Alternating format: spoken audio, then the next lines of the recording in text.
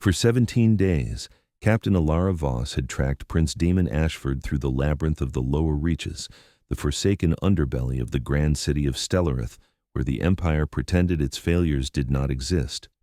She was the iron hand of the crown, decorated veteran of 3 border wars, and the only member of the royal guard trusted with missions the throne could never acknowledge. Her orders were absolute. Bring back the exiled prince, alive if possible, dead if necessary. The prince had committed treason of the highest order, stealing royal medical supplies and classified research documents before vanishing into the quarantine zones where the Red Silence plague had turned entire districts into mass graves.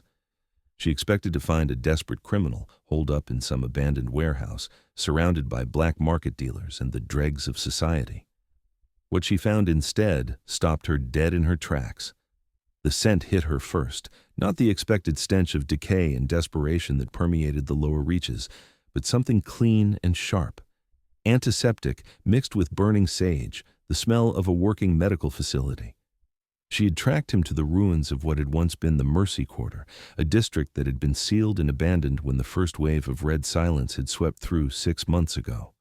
The official death toll was listed as total. No survivors. Yet, through the cracked window of a 3-story building that should have been a tomb, she saw lights.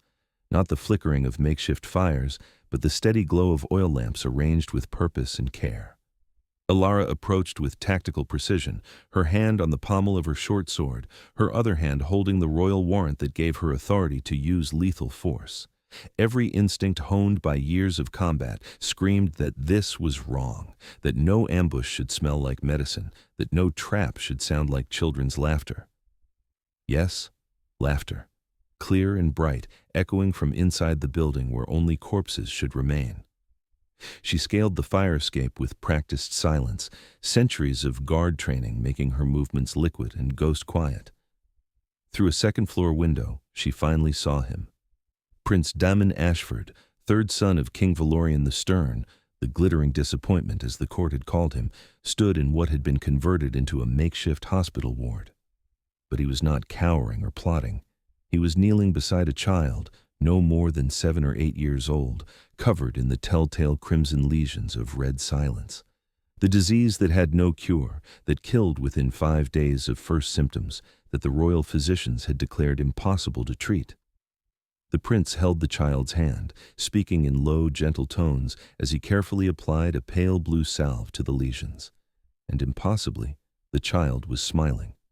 Daemon looked up, his eyes meeting hers through the window with an expression of weary resignation, not fear. His voice, when it came, was nothing like the pampered aristocrat she remembered from court functions. It was rough, exhausted, but steady. You might as well come in through the door, Captain Voss.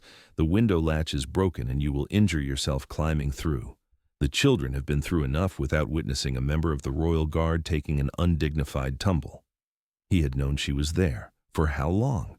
How much of her careful tracking had been an illusion of control? She descended the fire escape and entered through the main door, her hand never leaving her sword. The interior of the building was a revelation that rewrote everything she thought she knew. The ground floor had been converted into an apothecary and research laboratory. Tables were covered with carefully labeled vials, drying herbs, grinding stones, and notebooks filled with precise annotations. The second floor, where she had seen him, was a hospital ward with 20 beds, most of them occupied by patients in various stages of Red Silence infection. And most impossibly, most of them were alive and showing signs of recovery. The third floor, she would later discover, housed the healthy. Children and elderly who had survived the initial outbreak, now helping with basic care tasks, preparing meals, changing bandages, offering comfort. This was not a hideout. It was a functioning medical sanctuary in the heart of hell itself. Daemon stood at the top of the stairs leading to the second floor, blocking her path to the patients. He wore simple clothes, practical and stained with the evidence of medical work. His dark hair, once perfectly styled for court, was tied back carelessly. His hands, which she remembered as soft and jeweled, were scarred and steady. This was not the useless prince who had been the subject of court gossip and royal disappointment. This was someone else entirely. "Before you arrest me," he said quietly, his gray eyes holding hers with an intensity that made her chest tighten. I need 3 more hours. The little girl you saw, Maya, she is at a critical juncture in her treatment. If I leave now, if this process is interrupted, she will die. They will all die. His voice did not break, but something in it spoke of a man who had watched too many die already, who could not bear to add one more to that count. Elara's training warred with something else, something unexpected. The warrant in her pocket seemed to burn. You stole royal medical supplies. You accessed classified research. You abandoned your post during a time of national crisis. These are capital crimes, Your Highness. A bitter smile touched his lips at the formal address. I stole supplies that were being hoarded while people died in the streets. I accessed research that was being suppressed because it contradicted the official narrative that red silence is incurable.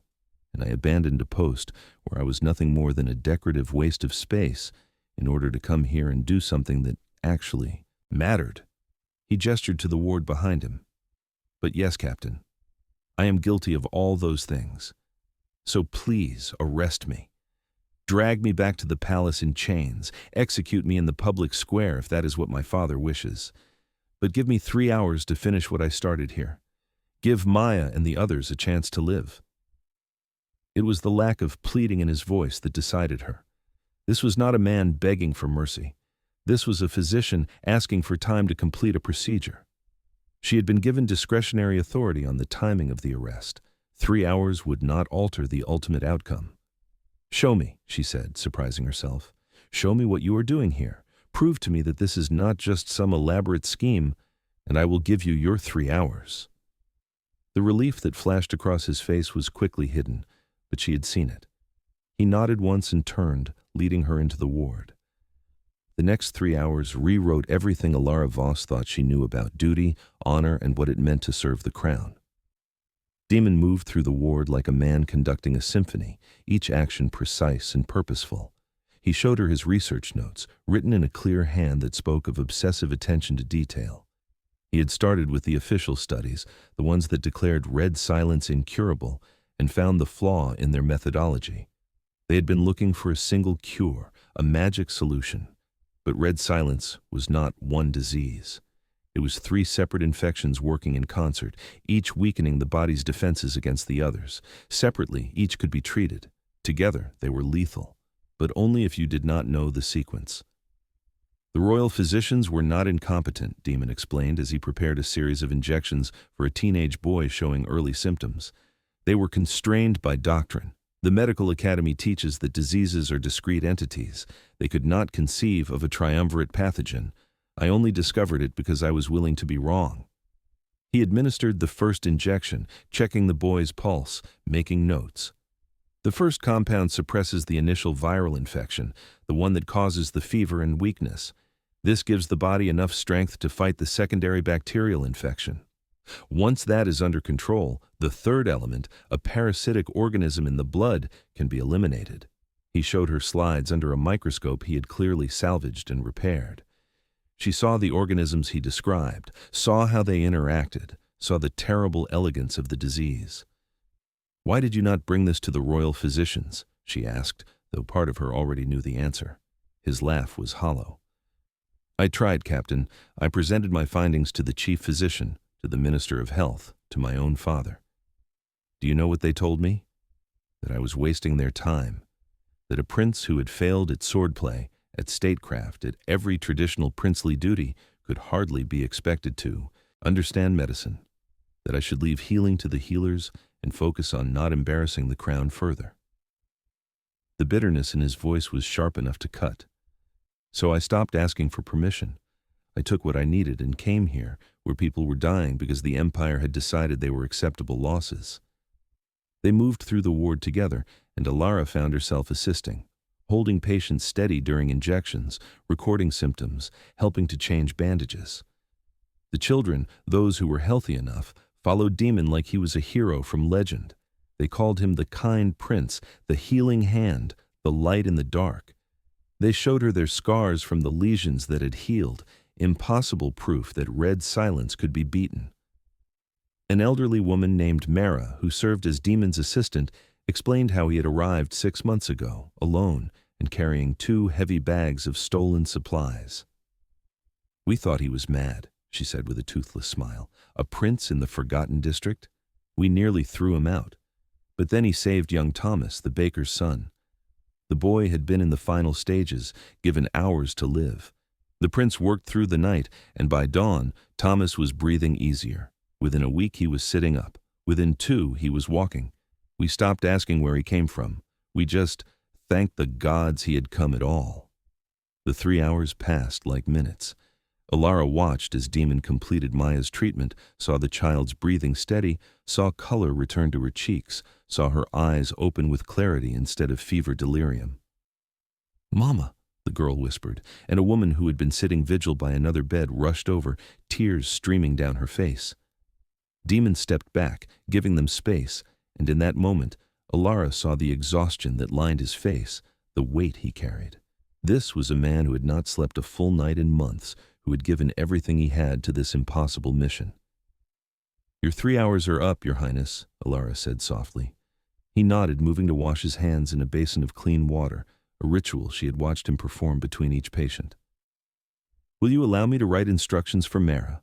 Someone needs to continue the treatments while I am gone." It was a request, not a demand. She should have said no.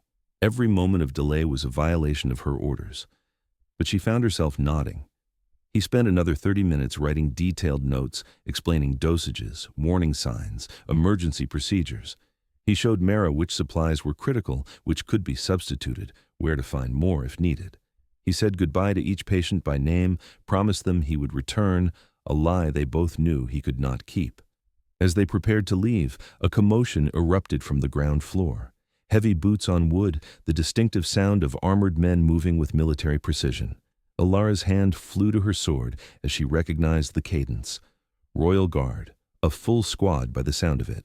But she had come alone. She had been specifically instructed to maintain secrecy. Daemon met her eyes, and in his gaze was resignation, not fear. "They followed you," he said simply. "Of course they did. My father would not trust this mission to one person, no matter how decorated. You were the bait, Captain. Congratulations, you have served your purpose." The words hit like a physical blow. Commander Thorne, her direct superior, appeared at the top of the stairs, flanked by 6 guards in full armor. His scarred face was set in grim satisfaction. "Captain Voss, excellent work leading us to the traitor. We will take custody of the prisoner now." Something in his tone, in the way he looked at Daemon, made Elara's combat instincts flare to life. This was not an arrest detail. This was an execution squad. "Commander," she said carefully, stepping between Thorne and Daemon, "the prince has surrendered peacefully. He should be transported back to the capital for trial." Thorne's smile was cold. "There will be no trial, Captain. The king has issued revised orders. Prince Daemon Ashford has been declared dead of plague. We are here to ensure that official record matches reality." He drew his sword, and the guards behind him did the same. "Step aside. That is an order." Elara's mind raced. She had trained with these men, fought beside them, trusted them with her life. But in this moment, she knew with absolute clarity that following this order would be wrong in a way that could never be forgiven. She drew her own sword, the distinctive ring of steel echoing in the sudden silence. "I cannot do that, Commander." Thorne's face darkened. "You would commit treason for this waste of a prince. He is a thief and a deserter. He abandoned his duty to the crown." Elara's voice was steady, though her heart hammered. "He saved lives. Look around you, Commander. This is not the hideout of a criminal. This is a hospital. These people were left to die, and he gave them hope. If bringing him to justice means murdering him before he can speak the truth, then perhaps the real treason is ours." Behind her, she felt Daemon move closer, not cowering, but standing with her. His voice, when it came, was pitched to carry.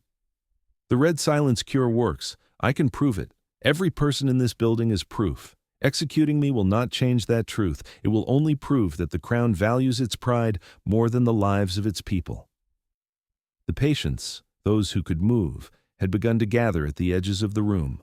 Children clutching recovered parents, elderly men and women standing defiant despite their weakness, all of them forming a human wall around Daemon and Elara. Mara stepped forward, her frail body somehow commanding. "You want to kill the man who saved us? Then you will have to go through every person he healed. We were dead already according to your empire. What do we have to lose?" The guards shifted uncomfortably. These were not enemy soldiers. These were citizens, many of them clearly sick or recovered from sickness. Cutting through them would be massacre, not combat. Thorn saw his advantage slipping. "Stand down, all of you. We have authority from the king himself." But one of the guards, a young man Elara recognized as Corporal Davin, lowered his sword. "Sir, if what the prince says is true, if there really is a cure, should we not bring him back to prove it? My sister contracted red silence 3 weeks ago. She is in the quarantine ward, waiting to die. If there is any chance," Thorn whirled on him, "you dare question orders?" But the doubt had spread. Another guard lowered her weapon, then another. Thorn found himself isolated, his execution squad dissolving into uncertain soldiers faced with a truth that did not match their orders. "This is not over," Thorn snarled. "The king will hear of this mutiny." He turned and stormed down the stairs, half the guards following, the others remaining with hands on weapons but no longer threatening. In the wake of his departure, the silence was deafening. Elara slowly sheathed her sword, her hands trembling with adrenaline. She had just committed career suicide at minimum, possibly actual treason. But when she looked at the faces around her, at the hope and gratitude, at Daemon's expression of stunned respect, she could not bring herself to regret it. "What happens now, Captain?" Daemon asked quietly. She took a breath, making a decision that would alter the course of her life. "Now, we prove that you are right. We gather evidence, we document everything, and we force the crown to acknowledge the truth." She looked at the remaining guards. "Any of you who want to leave, go now. But know that if you stay, you are choosing to stand against the commander's orders. You will face consequences." Corporal Davin stepped forward. "My sister is dying, Captain. I will face whatever consequences come if there is a chance to save her." 2 others nodded agreement. The rest departed, not in hostility, but in confusion and fear. That left Elara with 3 loyal guards, a rogue prince, and a building full of plague survivors in the heart of a quarantine district. Not exactly a strong tactical position. "We need to move quickly," Daemon said, his mind already working through the problem. "Thorn will report back. The king will send a larger force, one not inclined to listen to reason. We need to get this evidence to people who can force a public reckoning." Elara nodded. "The Council of Ministers. They hold oversight authority over the king's health edicts. If we can present proof to them, they can force an investigation." Mara interrupted. "The Count's gate is 2 miles from here. It is the only unsealed exit from the lower reaches, but it will be heavily guarded, especially now." Daemon looked at Elara. "Can you get us through?" She considered. "In normal circumstances, yes, but I have just defied my commander. My authority is likely already revoked." She smiled grimly. "We will have to be creative." The plan they constructed was desperate and relied on timing, misdirection, and a heavy dose of luck. Daemon would prepare a presentation case with detailed notes, samples of his medicines, sworn testimonies from patients, and most importantly, 3 volunteers who were in various stages of treatment and willing to be examined by royal physicians. Elara and her remaining guards would create a diversion at the western checkpoint, while Daemon and the volunteers moved toward Count's Gate. Once through, they would split up, with different people carrying copies of the evidence to multiple council members simultaneously. If one was intercepted, the others might get through. They worked through the night. Daemon trained Mara and several other recovered patients in the treatment protocols, leaving detailed manuals and enough supplies for a month. He took only what he could carry, prioritizing evidence over personal comfort. Elara watched him say goodbye to each patient again, saw the way children hugged his legs, how elderly people touched his hands in blessing, how mothers wept and thanked him. This was not a prince playing at nobility. This was a healer who had found his calling in the darkest place imaginable. As dawn approached, they gathered at the building's entrance. Daemon wore a hooded cloak to hide his distinctive features. The 3 volunteers, including young Maya, who had recovered enough to walk with assistance, were dressed as refugees seeking asylum. Elara and her guards were in full uniform, a calculated risk that their authority might still carry weight until official revocation caught up to them. "Once we start this, there is no going back," Elara said, looking at each person in their small group. "We will be fugitives, all of us. The Crown does not forgive defiance." Daemon met her eyes. "The Crown may not forgive, Captain, but the people might remember. We are not doing this for the king. We are doing this for every person dying in the quarantine zones because the Empire decided a cure was too inconvenient to pursue." She found herself smiling despite the terror coiling in her gut. "When did you become so eloquent, Your Highness? I remember you as the prince who could barely string together a speech at state dinners." His return smile was tired but genuine. "Turns out I needed something worth speaking about. Pretending to care about trade agreements and border disputes never brought out my best rhetoric. But saving lives? That I can talk about for hours." They moved out in the gray pre-dawn light, splitting into their assigned groups. Elara led her diversion team west, making noise, lighting torches, creating the appearance of a much larger group moving through the ruins. The checkpoint guards, already on high alert after Thorne's report, moved to intercept. By the time they realized it was a deception, Daemon's group was already approaching Count's Gate from the east. The gate was a massive iron structure operated by a team of guards who controlled the only official entry point to the sealed districts. During daylight hours, it opened briefly to allow supply wagons through, always under heavy guard, always with strict protocols to prevent plague spread. But in the hour before dawn, it was closed and lightly manned, the guards half asleep and bored. Daemon approached with his small group, moving with the shuffle of exhausted refugees. He had covered Maya's healing lesion scars with careful makeup, making her appear sicker than she was. The guards, seeing what looked like a group of plague victims seeking escape, immediately raised weapons. "Back. This gate does not open for quarantine breaches. Return to your district or be fired upon." Daemon lowered his hood, and even in the dim light, his royal features were unmistakable. The guards froze in shock. "I am Prince Daemon Ashford," he said clearly. "I claim right of royal passage. Open the gate." The sergeant in charge, a weathered veteran, stared in disbelief. "Your Highness, we were told you were dead, killed by the plague weeks ago." Daemon smiled without humor. "Reports of my death were premature, Sergeant. As you can see, I am very much alive, as are these people, all of whom have survived red silence because I discovered a cure. Now, open this gate. I have evidence that must reach the Council of Ministers immediately." The sergeant looked torn between duty and decades of ingrained response to royal authority. "Sir, I have orders. No one passes without authorization from the guard commander." Daemon stepped closer, lowering his voice but keeping it firm. "Sergeant, what is your name?" The man straightened instinctively. "Sergeant Orrin Blackwood, Your Highness."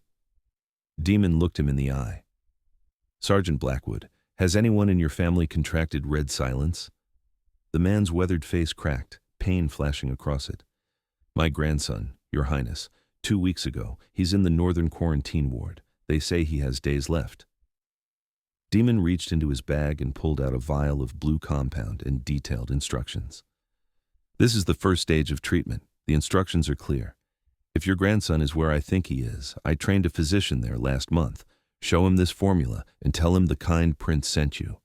If you follow the protocol exactly, your grandson will live."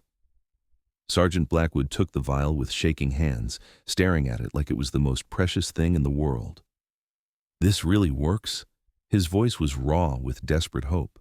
Maya stepped forward, pulling back her sleeve to show the fading scars where lesions had been. "I was dying, sir. The prince saved me. He can save your grandson, too." The sergeant looked between the vial, the child, and the prince. Then he turned to his men.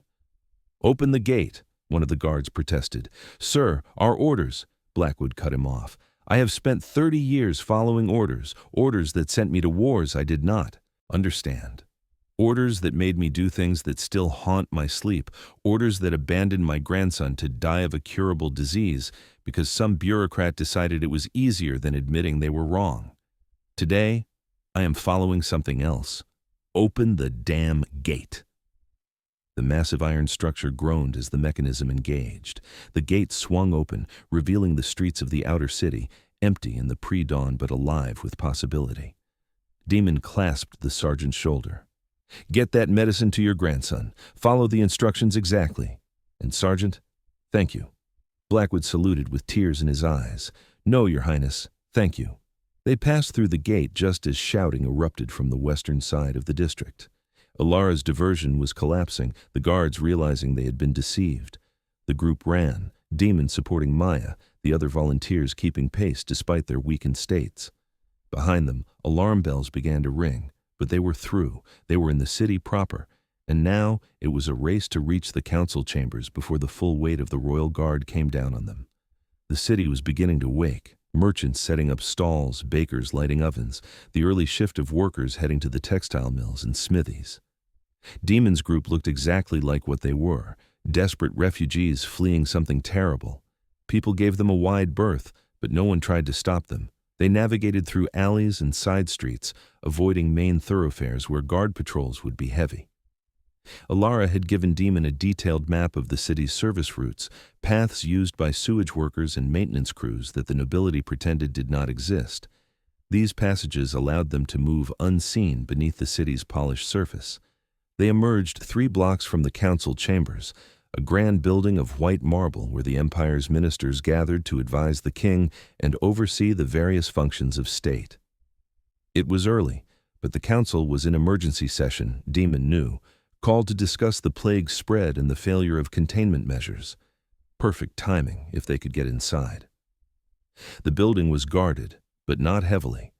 The council was not a military target, and in the heart of the capital, attacks were unthinkable. Daemon straightened his shoulders, throwing back his hood fully. "We walk in through the front door," he said. "We are not criminals. We are citizens with evidence of a crime committed by the crown. We have the right to present testimony to the council." They approached the steps.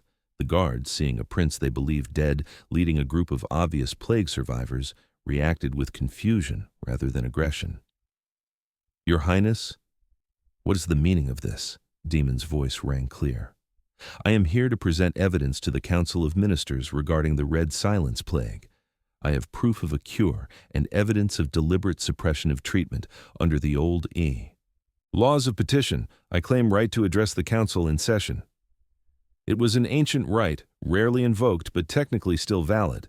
The guards looked at each other uncertainly. One ran inside to fetch someone with authority to make this decision. Minister Elara Ashford, Daemon's aunt and the Minister of Records, emerged, her face a mask of shock. "Daemon, you are alive?" But the reports said. Daemon cut her off gently. "The reports were lies, Aunt Helena, convenient lies to hide an inconvenient truth.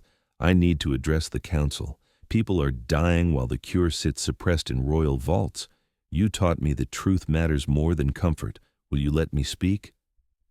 Helena was known as the Iron Minister, unbending in her pursuit of accurate records and historical truth. She looked at her nephew, at the people with him, at the determination in his eyes. Then she nodded. "The council will hear you. But Daemon, your father is in attendance today. This will not be pleasant." Daemon smiled grimly. "When has it ever been?" The council chamber was a circular room with tiered seating, designed so that all ministers could see each other and the central floor where petitioners stood. 23 ministers were in attendance, including King Valorian himself, sitting in the highest seat, his crown gleaming in the morning light streaming through high windows. The king's face went through a remarkable transformation as Daemon entered. Shock, recognition, fury, and then a carefully constructed mask of royal neutrality. Minister Helena's voice rang out. "My lords and ladies of the council, Prince Daemon Ashford petitions for the right to present evidence regarding the Red Silence Plague. As is his right under the ancient laws of testimony, I move that we hear him." There was immediate uproar. Some ministers shouted in support, others in opposition, several simply in shock that the supposedly dead prince was standing before them. King Valorian raised his hand, and silence fell with the weight of absolute authority.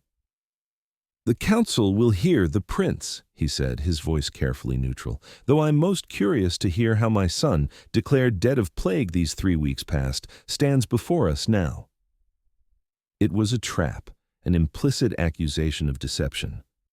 But Daemon had spent 6 months preparing for this moment. He stepped forward, his small group behind him, and began to speak. I stand before you not as a prince, but as a physician. For 6 months I have worked in the quarantine districts, treating victims of red silence with a compound I developed through unauthorized research. The results speak for themselves. He gestured to Maya and the other volunteers. These 3 people were in final stages of infection.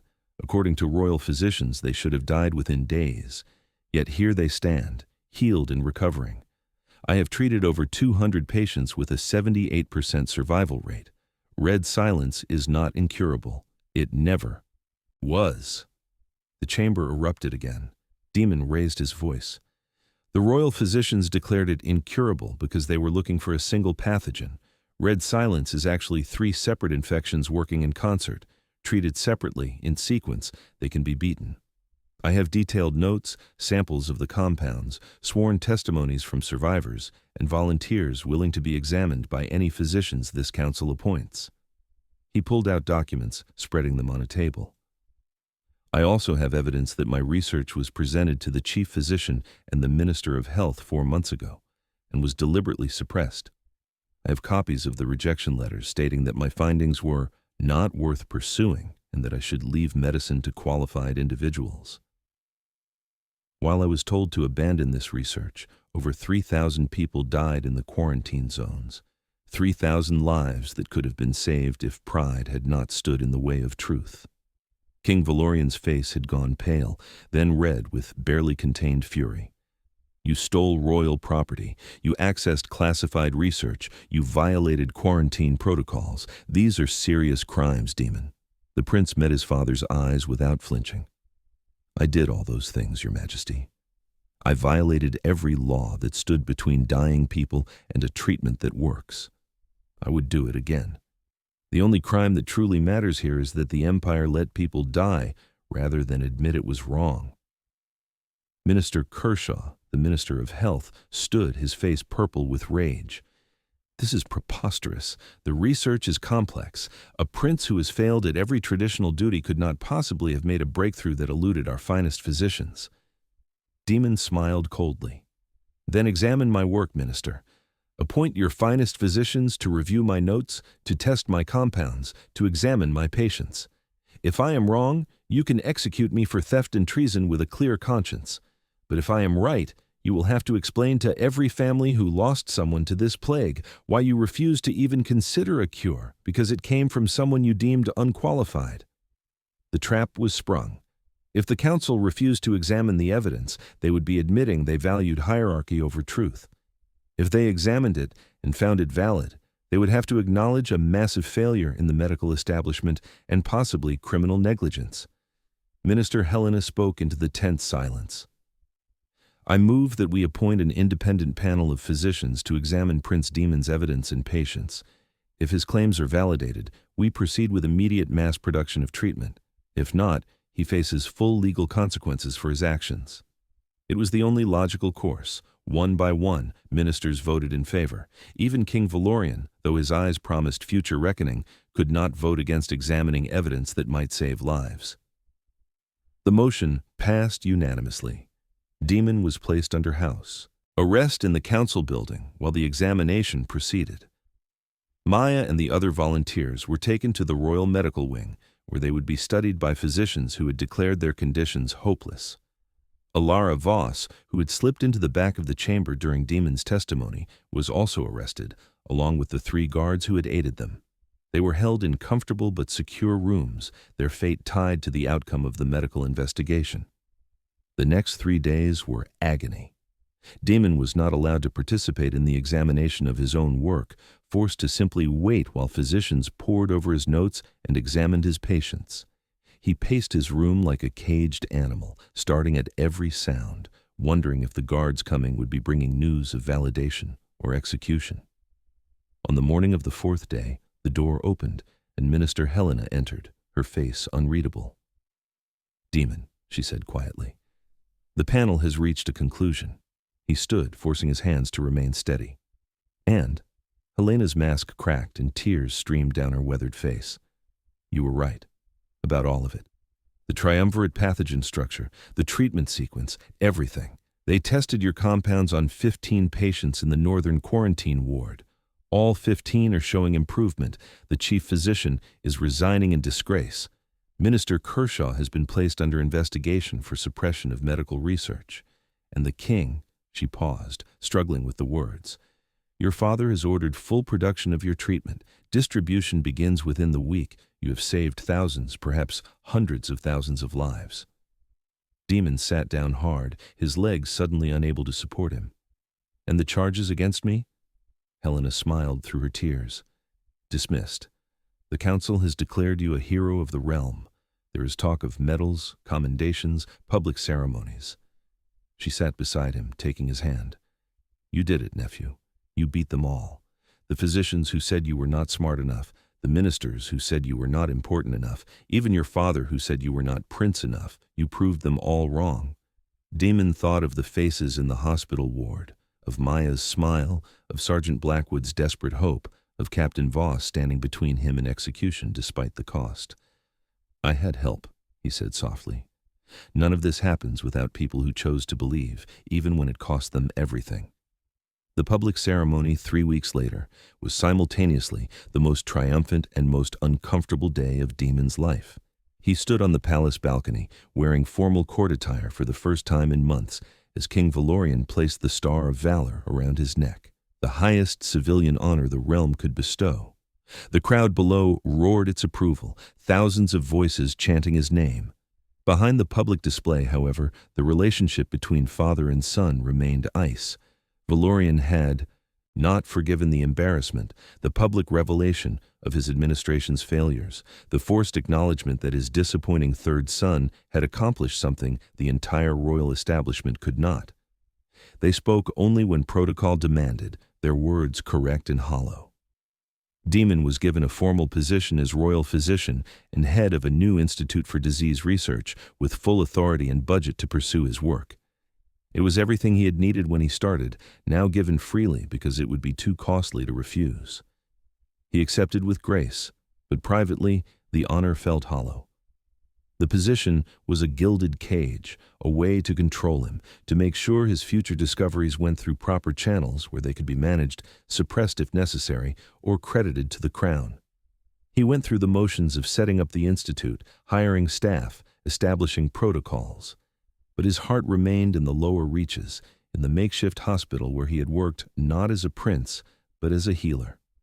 Captain Elara Voss was also decorated, given command of a new task force dedicated to protecting public health initiatives. The commendation neatly sidelined her from traditional military command, removing her from the influence of Commander Thorne, who had been quietly reassigned to a border garrison far from the capital. She accepted her new role with the same pragmatic assessment that had defined her career, recognizing it as both reward and punishment. They saw each other at official functions, exchanged polite words, but the connection forged in that moment when she had drawn her sword to defend him remained unspoken, a shared secret too complex for public acknowledgement. 6 months passed. The Red Silence Plague was declared contained, then eradicated from the capital and surrounding territories. Daemon's treatment protocols spread throughout the empire, saving countless lives. He should have been satisfied. He had accomplished the impossible, changed medical history, saved a nation. Instead, he felt increasingly trapped, suffocated by the very success that should have freed him. Late one night, he stood alone in his private laboratory at the institute, staring at vials and notes, and realized he was miserable. A knock at the door interrupted his spiral. Elara Voss entered without waiting for permission, still wearing her uniform, but something in her posture suggested this was not an official visit. "You look terrible, Your Highness," she said bluntly. He laughed despite himself. "Thank you, Captain. Your honesty is refreshing." She moved to stand beside him, looking at his workspace. "I hear the Institute is doing remarkable work. 3 new research initiatives, expansion into studying other diseases, collaboration with universities across the empire. You should be proud." He heard what she was not saying. "But I am not." It was not a question. She met his eyes. "No, neither am I. We saved lives, changed history, and somehow ended up more trapped than we were before." Funny how that works.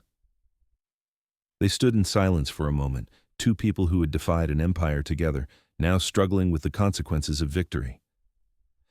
"I'm considering resigning," Daemon said quietly. "Taking my research and going back to the lower reaches. Mara has been running the clinic there, but she's not getting any younger. They need someone permanent, someone who cares about healing people more than publishing papers and attending conferences." Elara nodded slowly. "I am considering the same. This task force is important work, but it is not real. We write policies that other people implement, attend meetings about problems we could solve if they would just let us get our hands dirty. I miss being useful. Truly useful." Daemon turned to face her fully. "What if we did it together?" The question hung in the air, loaded with implications neither of them was quite ready to name. "Your Highness, are you suggesting—" He cut her off gently. "I'm suggesting that the lower reaches needs a proper medical facility, one not dependent on stolen supplies and makeshift equipment. It needs trained security to protect patients from those who would rather forget the poor exist. It needs leadership that understands both healing and fighting, because sometimes the greatest battles are not fought with swords, but with stubborn refusal to abandon people everyone else has written off." He took a breath. "I'm suggesting we go back to where we did work that actually mattered and build something that lasts. Together." Elara was quiet for a long moment. Then a smile, genuine and fierce, spread across her face. "That is the best order I've received in 6 months." They spent the next 3 months planning. Daemon used his new authority to requisition equipment, supplies, and funding for what would officially be a satellite facility of the Institute, located in the rehabilitated Mercy Quarter. Elara resigned her commission, technically, but maintained informal connections to several Guard members who believed in what they were trying to build. Together, they assembled a team. Mara, of course, who had kept the original clinic running and trained new physicians in Daemon's methods. Corporal Davin, who left the Guard to become head of security after Daemon's treatment, saved his sister. A dozen physicians and nurses who were tired of academic medicine and wanted to practice healing where it was needed most. Engineers to rebuild the district's infrastructure, teachers to establish schools for the children who had survived. The official inauguration of the Mercy Institute was attended by several ministers, multiple dignitaries, and even a brief, stiffly formal appearance by King Valorian. But the real celebration happened that night, when the dignitaries had left and the people of the lower reaches filled the streets outside the new facility. They brought food, music, and stories. Stories of loved ones saved, of children who would grow up healthy, of a future that had seemed impossible a year ago. Daemon stood on the front steps of the Institute, looking at the faces illuminated by lamplight and firelight, and for the first time in months, he felt like he was exactly where he belonged. Elara found him there as the celebration wound down, the last children being carried home by tired parents, the musicians packing away instruments. She stood beside him in comfortable silence, their shoulders nearly touching. "Satisfied, Your Highness?" she asked. He smiled. "Would you stop calling me that? We are partners now. Just Daemon, please." She tilted her head, considering. "I've been calling you Your Highness for so long, I'm not sure I remember how to be informal with you." He turned to face her. "Then maybe it is time you learned." In the dim light, her eyes were soft in a way he rarely saw. "Daemon," she said, testing the name. "It suits you better anyway. More human, less marble statue." He laughed. "I never wanted to be a marble statue, just someone useful." She stepped closer, and suddenly the air between them felt charged with possibility. "You are the most useful person I have ever met, also the most infuriating, the most stubborn, and somehow the most noble, despite having abandoned every traditional definition of what nobility means." His heart was pounding. "Is that a compliment, Captain?" Her smile was mysterious. "I am not a captain anymore, Your Highness. Perhaps we are both learning to be something new." She closed the distance between them, and their first kiss was not the dramatic collision of romance stories. It was tentative, questioning, a careful exploration of new territory. When they broke apart, her eyes were bright. "Well," she said softly, "that was unexpected." He cupped her face gently, his thumb tracing her cheekbone. "Was it?"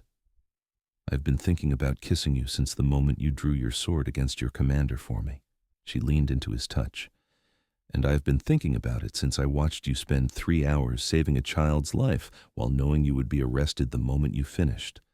Turns out I'm attracted to people who are constitutionally incapable of self-preservation.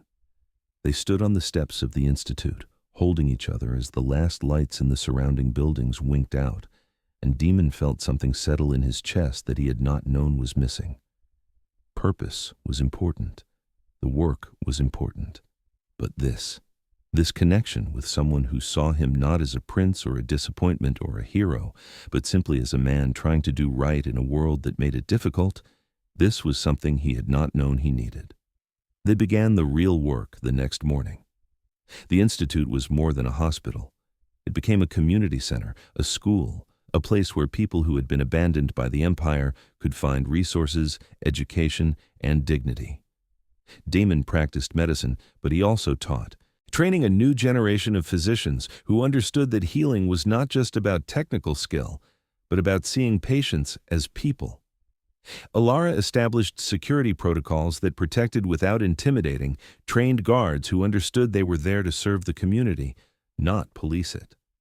She also created connections between the lower reaches and the rest of the city, forcing merchants and officials to acknowledge that the people here were citizens deserving of the same services and protections as everyone else. It was slow, frustrating work. Every small victory was followed by setbacks, political resistance, and the constant pressure of people who believed the lower classes should be grateful for scraps rather than demanding their rights. But Daemon and Elara had learned something crucial in their first confrontation with authority. Systems could be changed, empires could be wrong, and sometimes the most radical act was simply insisting that every life mattered equally. Their relationship developed in parallel with their work. No grand declarations or dramatic gestures, just two people learning to build a life together in the spaces between emergencies and community meetings. They shared a small apartment in the Institute building, ate meals together when their schedules allowed, fell into bed exhausted most nights, and rose early to face new challenges. It was not romantic in the traditional sense, but it was real, grounded in shared values and mutual respect, and the bone-deep knowledge that they were better together than apart. 18 months after the Institute opened, Elara discovered she was pregnant. The news sent Daemon into a spiral of worry and joy in equal measure. A child in this place, with the work they were doing. It was impractical, potentially dangerous, and absolutely right. Their daughter, Mara Helena Ashford Voss, named for the two women who had made their work possible, was born on a spring morning in a room on the 3rd floor of the Institute. She entered the world screaming her fury at existence, and Daemon, who had delivered countless babies in his practice, wept openly as he held his own child for the first time. Elara, exhausted but fierce, watched him with eyes that held more than love. They held partnership, respect, and the shared knowledge that they had built something rare and precious. Not just a family, but a life with meaning, a purpose larger than themselves. The child would grow up in a place where her father was a healer and her mother was a protector, where neighbors were teachers and patients and friends, where the arbitrary divisions of the empire mattered less than the simple human work of taking care of each other. 5 years passed. The Institute thrived, expanded to 3 buildings, and became a model that other districts began to replicate. Daemon's research continued, now focused on preventable diseases that killed primarily the poor because treatment was too expensive or inaccessible. Elara trained community health workers, people from the lower reaches themselves who learned basic medical skills and could provide frontline care. Mara grew into a curious, fierce little girl who followed her father through the wards and asked her mother endless questions about tactics and strategy. She had her mother's dark hair and her father's gray eyes, and she had grown up believing that everyone deserved healing and safety.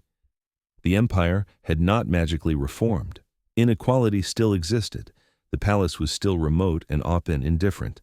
But in their corner of the world, things were genuinely better, and that mattered. On the 5th anniversary of the Institute's founding, they held a celebration that filled the streets. Former patients, now healthy, brought their children. Physicians trained in Daemon's methods came from across the empire to share knowledge. The crowd was diverse, rich and poor, human and every other race that called the empire home, united in the simple acknowledgement that healing mattered, that community mattered, that every life had value. Daemon stood with Elara, watching their daughter dance with a group of children, her laughter bright and free. "Do you ever regret it?" Elara asked quietly. "Walking away from the palace, from the title and prestige and comfort?" He did not hesitate. "Not for a single moment. That world was never mine. This is." He gestured to the celebration around them. "This work, these people, you and Mara. This is where I was always meant to be." She leaned her head on his shoulder. "I love you, you know. I do not say it enough because I am terrible at sentiment, but I do." He kissed the top of her head. "I know. You show it every day in 1,000 small ways. In how you protect our people, how you make me eat when I forget, how you teach our daughter that strength and compassion are not opposites. I do not need the words, though I love hearing them." They stood together as the twin suns set over the lower reaches, painting the sky in shades of amber and rose. Behind them, the Institute glowed with lamplight, a beacon of hope in a world that desperately needed it. That night, after Mara had been tucked into bed and the last guests had departed, Daemon and Elara sat together in their private quarters. He pulled out a worn notebook, the same one he had been writing in the night they met when he was a fugitive prince trying to save lives one at a time. "Do you remember the first time we spoke?" he asked. She smiled. "How could I forget? I was there to arrest you, possibly kill you, and you were healing a child. I thought you were either mad or the bravest person I had ever met." He flipped through the pages of the notebook, showing her his notes from that time. "I wrote about you that night. Wrote that Captain Elara Voss had tracked me for 17 days, and then, when she finally had me, she chose to give me 3 hours to finish treating a patient. I wrote that if I survived, if this impossible mission somehow succeeded, I wanted to thank you properly." Elara took the notebook, reading his words from 5 years ago, written in exhaustion and desperation, but also hope. "You never thanked me properly," she said with a teasing smile. He pulled a small box from his pocket, opening it to reveal a simple silver ring engraved with the symbol of the Institute. "I am doing it now. Elara Voss, you are my partner in every way that matters. You are the mother of my child, the co-founder of this work, the person I trust most in this world. I am asking, belatedly and probably with less grace than you deserve, will you marry me? Not because protocol demands it, not for legitimacy or appearances, but because I want to stand with you officially as we stand together in everything else." Tears, rare and precious, gathered in her eyes. "You know I am terrible at traditional romance. I am a soldier. I do not do sentiment well." He smiled. "I am not asking for traditional romance. I am asking you to keep being exactly who you are, but to let me formally declare that I am yours and you are mine." That seemed important somehow. Official. She took the ring, slid it onto her finger, and pulled him into a kiss that held promise and passion and the comfortable certainty of two people who had already built a life together and were simply acknowledging what was already true. "Yes," she whispered against his lips. "Yes, you ridiculous, beautiful, infuriating man. I will marry you." They married 3 weeks later in a simple ceremony in the Institute's main hall, surrounded by the people they had fought beside and healed alongside. Minister Helena officiated, using her authority as a council member to make it legally binding. Mara served as their witness, taking her role with adorable seriousness. There were no grand speeches, no elaborate rituals. They simply pledged to continue building the life they had already created, to keep fighting for a world where healing and justice were not privileges but rights, to raise their daughter to believe in the possibility of change. The celebration afterward was joyful and loud, full of music and dancing and toasts that lasted well into the night. King Valorian did not attend. He had never acknowledged Daemon's marriage, never met his granddaughter, never officially recognized the work of the Institute beyond the initial formalities. The distance between father and son had calcified into something permanent and cold.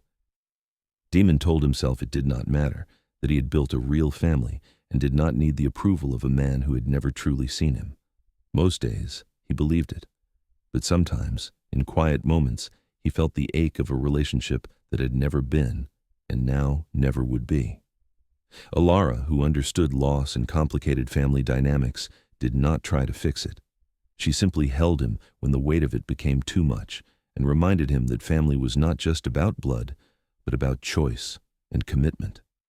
10 years. After Daemon first entered the lower reaches with nothing but stolen supplies and desperate hope, the Mercy Institute had become a permanent fixture of the Empire's medical landscape.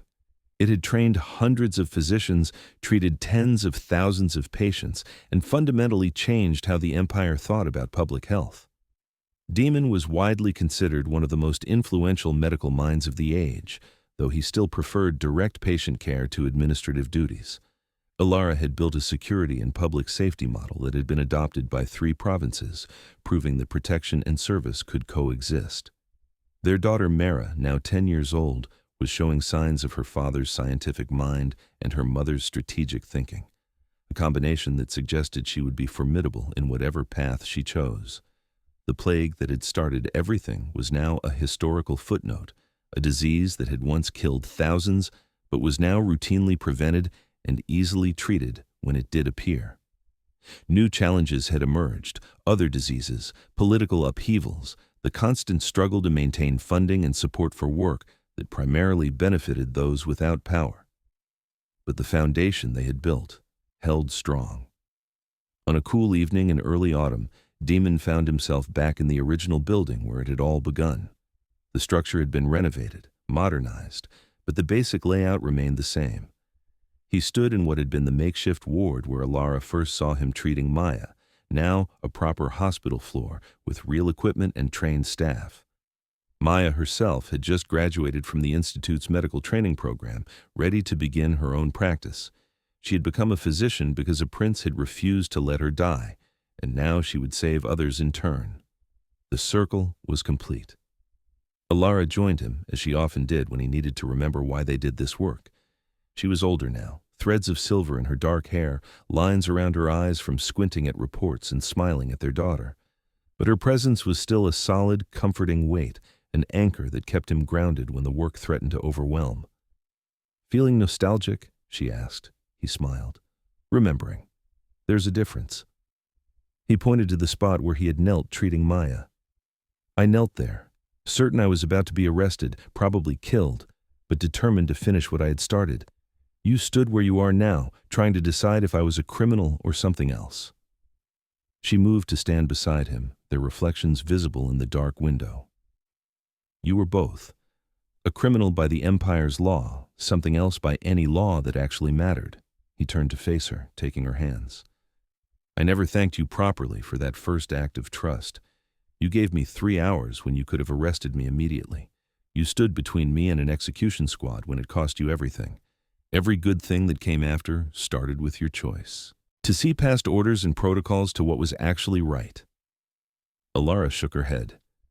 "You had already made the hard choice. You walked away from privilege and safety to help people everyone else had abandoned. I just recognized courage when I saw it. That is not heroism. That is just not being blind." He pulled her close, resting his forehead against hers. "We make a good team." She laughed softly. "The best, a rogue prince and a traitorous soldier, building something beautiful in the ruins of what we were supposed to be." They stood together in the quiet of the empty ward, 2 people who had found each other in the midst of crisis and built a life that mattered. Outside, the lower reaches had transformed from a forgotten district of death to a thriving community. Inside, they held each other and remembered the scared, desperate people they had been when this journey began. The work would continue. It would never truly be finished.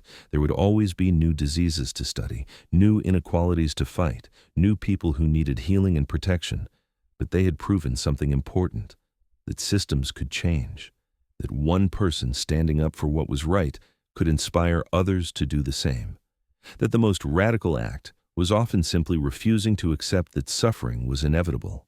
Daemon thought of the 17-year-old prince he had been, useless and lost, searching for meaning in a life that seemed to have no purpose. He thought of the moment he had discovered his research, the first patient he had saved, The decision to steal supplies and vanish into the quarantine zones, every choice, every risk had led him here. To this woman, to this work, to this life that was harder and more exhausting and more meaningful than anything he could have imagined in his royal youth. Elara thought of the soldier she had been, following orders without question, believing that duty was the highest virtue. She thought of the moment when she had drawn her sword not to arrest but to defend, the moment when she had chosen conscience over command. It had cost her a military career, but it had given her something far more valuable, a purpose that aligned with her deepest values, a partner who shared that purpose, a daughter who would grow up believing in the possibility of justice. They left the hospital together, walking hand in hand through streets that were safe because they had made them so. Children played in squares that had been mass graves. Families ate dinner in homes that had been ruins. The lights of the Institute blazed in the darkness, a promise that no one would be abandoned, that healing would always be available, that someone cared. They reached their home, a modest apartment that was all they needed, and found Mara waiting up despite the late hour, working on a school project about the history of the plague. She looked up as they entered, her gray eyes so like her father's. "Mama, Papa, did you know that before the cure, the Empire was going to wall off the entire lower reaches and just let everyone die? That was the plan. Just seal us in and wait for it to be over." Daemon sat beside his daughter, looking at the historical documents she had found. "Yes, I knew.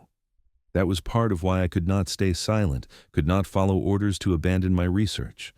The thought of that kind of cruelty being accepted as reasonable policy, it made me angry in a way I had never been angry before." Mira frowned, thinking.